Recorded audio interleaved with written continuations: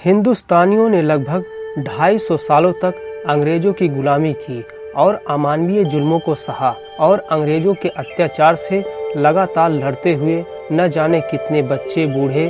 और युवाओं ने अपनी जान की कुर्बानी दी। तब जाकर कहीं हम आज़ाद देश में सांस ले रहे हैं और आज़ादी के 75 साल पूरे होने के बाद देश में अमृत महोत्सव मना सके हैं। लेकिन अंग्रेज हमेशा से ही भारत में नहीं थे, बल्कि जब ये मीलों का सफर तय करके भारत आए थे तब यहाँ पर मुगलों का राज था और अगर मुगल न चाहते तो अंग्रेज भारत में नहीं प्रवेश कर सकते थे, क्योंकि भारत में एक ओर मुगल का शक्तिशाली साम्राज्य था तो दूसरी ओर मातृभूमि पर मर मिटने वाले मराठा भी थे। ऐसे हालात में अंग्रेजों को भारत में राज करने के लिए एड़ी चोटी का जोर लगाना पड़ता था, मगर धीरे धीरे अंग्रेजों ने हिंदुस्तान पर अपना वर्चस्व इतना बढ़ा लिया कि उन्होंने अपने पूरे मुगल साम्राज्य को ही खत्म कर दिया। लेकिन इस इतिहास में सवाल ये आता है कि मुगलों के शक्तिशाली साम्राज्य को आखिर अंग्रेजों ने किस तरह खत्म किया होगा। आज के अपने इस वीडियो में हम आपको वही दास्तान सुनाने वाले हैं, तो इसी बात पर चलिए शुरू करते हैं।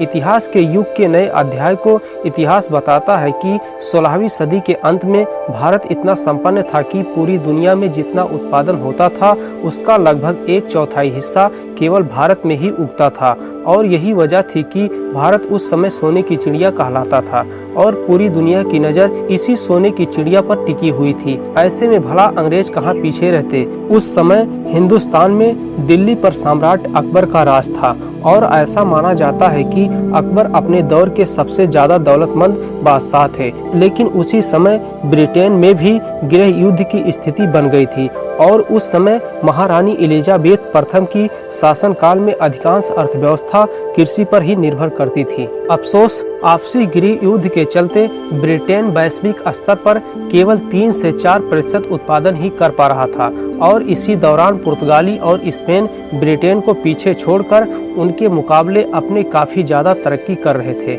हालात इतने बिगड़ चुके थे कि ब्रिटेन के लुटेरे नाविक भी पुर्तगाल के जहाज़ों को ही लूटकर अपना काम चलाते थे, क्योंकि ब्रिटेन में लूटने के लिए कुछ बचा ही नहीं था। लेकिन उसी दौरान एक ब्रिटिश नाविक को समुद्री यात्रा के दौरान भारत की अपार संपदा और समृद्धि के बारे में पता चला और ब्रिटिश गवर्नमेंट तक ये खबर जल्द ही पहुंच गई। फिर आया समय सन 1600 का, जब 200 ब्रिटिश व्यापारियों ने मिलकर एक कंपनी खोली और उस कंपनी का नाम ईस्ट इंडिया कंपनी रखा और इस कंपनी के सदस्यों ने जब अपनी राजनीति और कूटनीति महारानी एलिजाबेथ को बताया तो वो भी ईस्ट इंडिया कंपनी को सपोर्ट करने के लिए तैयार हो गई। इधर भारत में इसी बीच बादशाह अकबर की मौत हो चुकी थी और अकबर के बाद मुगल बादशाह के तख्त पर अकबर के बेटे जहांगीर की ताजपोशी कर दी गई। साल आ चुका था 1608 का। इधर जहांगीर दिल्ली के तख्त पर अंग्रेजों की चालाकी से बेखबर हिंदुस्तान पर राज कर रहा था और उधर कैप्टन विलियम हॉकिंस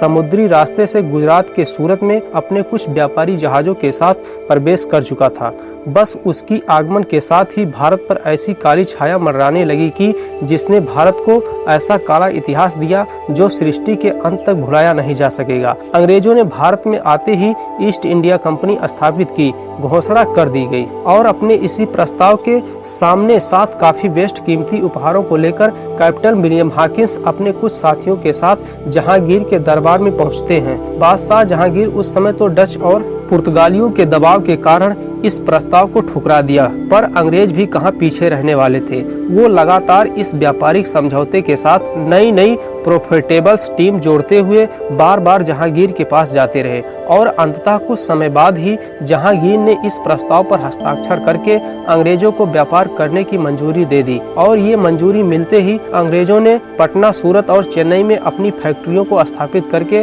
व्यापार करना शुरू कर दिया। शुरुआत में तो इस कंपनी ने यहाँ के लोगों को रोजगार दिया और बदले में अच्छी तनख्वाह भी दी, जिनकी वजह से हिंदुस्तानी ईस्ट इंडिया कंपनी से काफी प्रभावित हुए और कई हिंदुस्तानी व्यापारी भी इन फैक्ट्रियों से जुड़ गए, लेकिन साथ ज्यादा दिनों तक नहीं रहे। पूरे भारत में ईस्ट इंडिया कंपनी का व्यापार बढ़ता ही चला जा रहा था और अपने बढ़ते व्यापार की वजह से अंग्रेजों के मन में इतना ज्यादा लालच बढ़ गया कि उन्होंने भारत की सत्ता पर ही कब्जा करने की योजना बना डाली। और इसी उद्देश्य से 1686 ईस्वी में ब्रिटिशों ने मुगलों के खिलाफ जंग छेड़ दी और औरंगजेब से हुई जंग में मुगलों ने ब्रिटिशर्स को पूरी तरह से हरा दिया। इस हार से ब्रिटिशर्स को एक बात तो समझ में आ गई थी कि मुगलों को वो जंग लड़कर तो हरा नहीं सकते, लेकिन उन्होंने भारत पर कब्जा भी करना था, जिसके लिए उन्होंने कूटनीति अपनाई, जिसका फायदा बरसों बाद भी आज तक भारत के धूर्त नेता उठाते हैं और राज करते हैं। और वो कूटनीति डिवाइड इन रूल की, यानी आपस में फूट डालो और उन पर राज करो। जंग में हारने के बाद ब्रिटिशर्स ने औरंगजेब से माफी मांगते हुए ये वादा किया कि वो दोबारा ऐसा गलती कभी नहीं करेंगे, और औरंगजेब ने भी उन पर कुछ जुर्माना लगाते हुए उन्हें माफ कर दिया और अपना व्यापार उसी तरह चालू रखने की आज्ञा दे दी। लेकिन मुगलों द्वारा ब्रिटिशर्स को माफ करना ही मुगलों के अंत का सबसे बड़ा जरिया बना, क्योंकि 1707 में औरंगजेब की मौत के बाद कई लोग मुगल सल्तनत पाने के लिए आपस में ही एक दूसरे से लड़ने लगे। और इसी लड़ाई के चलते एक समय ऐसा आया जब कुछ कमजोर शासक मुगल बादशाह बन गए, जो कि मुगल साम्राज्य को व्यवस्थित ढंग से चला ही नहीं पाए। ये अनुभवहीन मुगल बादशाह रोज नए नए नियम बनाते और उन्हें बदलते रहते, और उनकी इसी तरह बेवकूफियों के चलते अंग्रेजों को मौका मिल गया अपनी चाल चलने का। दरअसल 1717 में मुगल बादशाह ने अंग्रेजों को एक फरमान जारी किया, जिसमें उन्होंने बहुत छोटी सी रकम सालाना फीस के रूप में देकर बिना किसी लगान या कर के व्यापार करने की इजाजत मिल गई। और इसी दौरान पर्सिया के राजा ने मौका देखकर भारत पर आक्रमण बोल दिया। अब चूंकि इसमें मुगल शासक अपनी सत्ता के नशे में इतना खोए हुए थे कि उन्हें अचानक हुए इस आक्रमण के बारे में पता ही नहीं चला, और पार्सियन आर्मी दिल्ली तक पहुंच गई और दिल्ली की गद्दी मुगलों के हाथ से लगभग छूट ही गई थी। स्थिति को पूरी तरह बिगड़ते हुए देखकर मुगल बादशाहों ने तकरीबन 250 करोड़ रुपए और कई बेशकीमती हीरे देकर दिल्ली को बचाया। इतनी बड़ी लूट के बाद मुगल पूरी तरह से कमजोर पड़ गए और अंग्रेजों की साजिश भी उन्हें कुछ समझ में आने लगी। पर अफसोस कि अब वक्त हाथ से फिसलता जा रहा था और उनका साम्राज्य भी अंग्रेज लगातार भारत पर कब्जा करने की अलग अलग रणनीति अपनाते जा रहे थे, जिसके पहले चरण पर उन्होंने बंगाल के नवाब सिराजुद्दौला को तख्त से हटाने के लिए जंग छेड़ दी, और साथ ही साथ अंग्रेजों ने वहां के हिंदू और मुसलमानों ने आपस में ही फूट डालकर डिवाइड इन रूल की कूटनीति लागू की, जिसे संभालने में नवाब सिराजुद्दौला नाकाम रहे। नतीजा अंग्रेजों के लिए फायदेमंद रहा। प्लासी के युद्ध में सिराजुद्दौला को हराने के बाद अंग्रेजों को सिराजुद्दौला के सेनापति को अपने साथ मिला लिया और उसे बंगाल का नवाब बना दिया। समय बीतता गया और भारत पर अंग्रेजों की ताकत और अधिकार भी उसी के साथ साथ बढ़ती जा रही थी। सन 1664 ईस्वी में अंग्रेजी फौज ने बक्सर के युद्ध में अवध के नवाब, बंगाल के नवाब और मुगल नवाब शाह आलम द्वितीय इन तीनों को हरा दिया। इसके अलावा निजाम और मराठों के बीच में फूट डालकर अंग्रेजों ने पहले तो उन्हें लड़वाया और फिर उनकी लड़ाई का फायदा उठाकर खुद उनकी कमजोर सेना को हराकर उनकी रियासतों पर कब्जा कर लिया। और अंग्रेजों ने अपनी इसी रणनीति और कूटनीति को अपनाते हुए 18वीं सदी तक भारत के लगभग हर एक क्षेत्र पर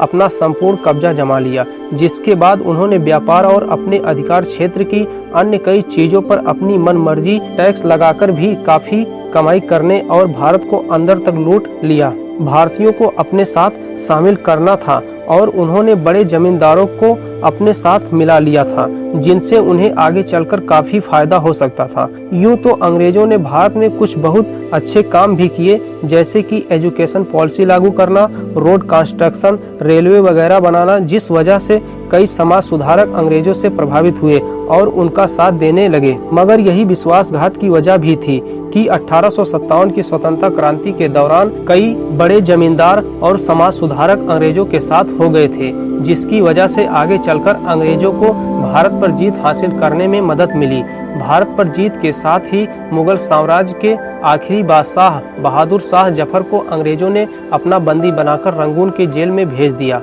और उनके बेटे व खानदान के तमाम लोगों को मौत की नींद सुला दिया और पूरे भारत को अपना गुलाम बना लिया। तो दोस्तों, ये थी वो दुख भरी दास्तान जिसमें मुगलों की एक गलती और अपने निजी स्वार्थ की भावना ने अंग्रेजों को भारत में पांव पसारने का मौका दे दिया और उनकी इसी गलती का खामियाजा हिंदुस्तानियों की कई पीढ़ियों को भुगतना पड़ा। वैसे आपकी नज़रिए से अंग्रेजों के आगमन के लिए मुगल साम्राज्य जिम्मेदार है या नहीं, नीचे कमेंट करके अपनी राय हमें ज़रूर बताएं। और अगर वीडियो से कुछ नया आपको मिला हो तो वीडियो को लाइक और चैनल को सब्सक्राइब जरूर करें। धन्यवाद।